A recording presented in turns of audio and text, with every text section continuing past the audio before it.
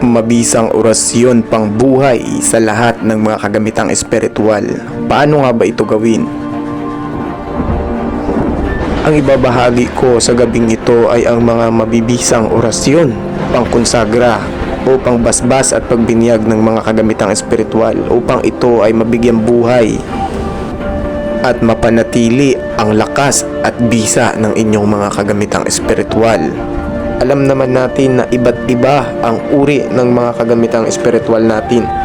Iba't ibang uri tulad ng mga medalyon, mga libro, talandro, librito, at marami pang iba na mga kasangkapan na nauugnay sa kagamitang espiritual. Bago ang lahat, ako nga pala si Babaylan EJ, ang faith healer ng Negros Occidental. Hingi lang ako ng pabor sa inyo mga kapanalig. Paki-subscribe naman ng ating YouTube channel dyan at paki-follow ng ating Facebook account. Nang sa gayon ay palagi kang updated sa ating mga bagong upload na video.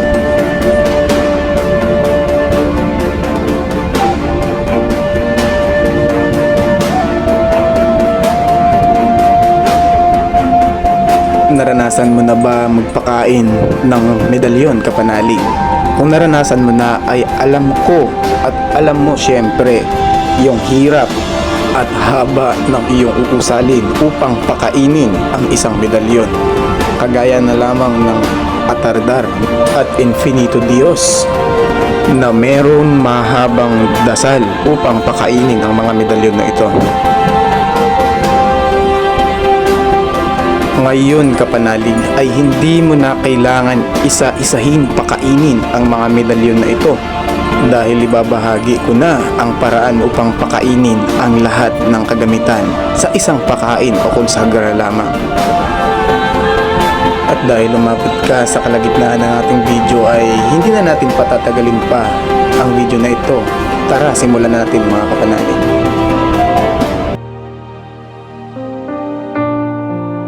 Bago ka magsimula sa pagkonsagra o sa pagdadasal, kapanalig, ay siguraduhin nakahanda na ang mga kagamitan sa iyong altar at nakapaglinis ka na ng iyong sarili. Ang tinutukoy ko na paglinis, kapanalig, kahit hindi na yung Anima Christi na Latino, kundi yung maligo ka bago ka humarap sa ating Panginoong Diyos. Ang mga gamit na dapat mong ihanda sa altar, kapanalig, ay 3 piraso ng kandila, tsaka kalahating basong tubig na may halong asin. At pagkatapos ay ang mga kagamitan, huwag mo ipatong ito kung saan-saan, kapanalig, kundi maglapag ka ng 2 piraso ng bond paper na magkasya ang iyong mga kagamitan. Kung nagtataka ka, kapanalig, na bakit nga ba kailangan ng kalahating basong tubig, ay malalaman mo mamaya pagdating sa dulo ng aking ibabahagi. At kaya ko sinabing 3 ang kandila, kapanalig, dahil simbolo iyon ng 3 persona. Ang tubig naman na may asin ay para maging isang sagradong tubig ang iyong gagamitin.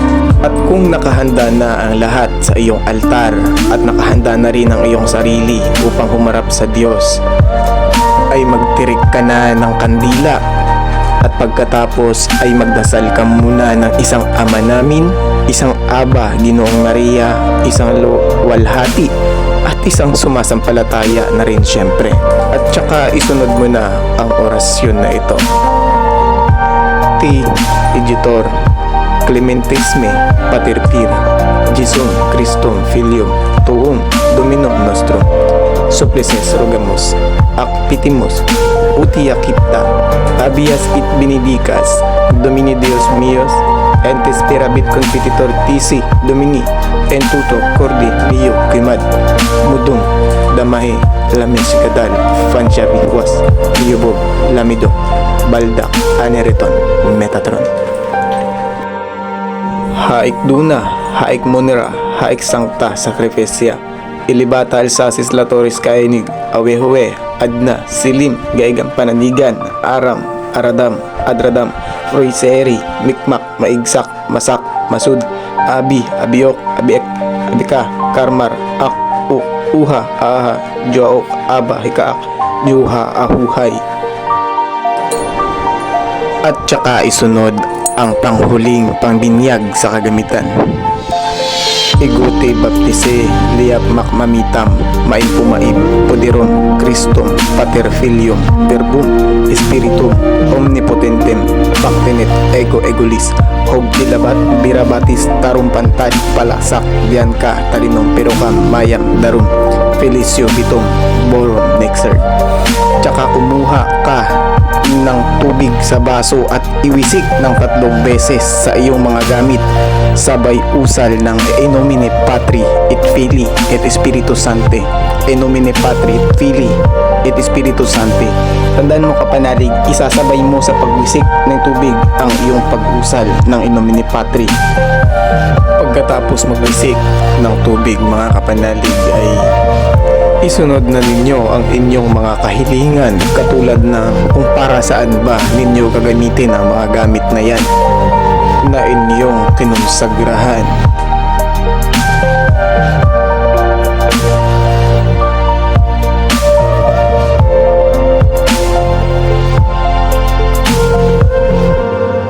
Ayan, dahil lumabot ka sa dulo ng ating video kapalalig ay nais ko lamang pakinggan mo ang mga katagang ito na galing mismo sa banal na kasulatan ng Biblia kung paano ba dapat manalangin ng isang tao. Alam naman natin sa mga sarili natin mga kapanalig na iba't iba ang uri ng pamaraan ng pagdadasal ng isang mananampalataya at kanya-kanyang pananampalataya ang pinapaniwala ng bawat isa sa atin. Kaya nais ko lamang pakinggan mo ang video na ito na galing kay Brother Eli Soriano na kinuha niya sa banal sa kasulatan ng Biblia. Tara, ating pakinggan mga kapanalig. At sana magbigay aral ito sa inyong lahat na mga nakikinig. Kapag nananalangin kayo, huwag kayong tutulad sa ginagawa ng mga pakitang tao. Mahilig silang manalangin ng nakatayo sa mga sambahan at sa mga kanto ng lansangan para makita ng mga tao. Ang totoo, tinanggap na nila ang kanilang gantimpala. Sa halip, kung mananalangin kayo, pumasok kayo sa inyong kwarto at isara ang pinto, at saka kayo manalangin sa inyong Ama na hindi nakikita.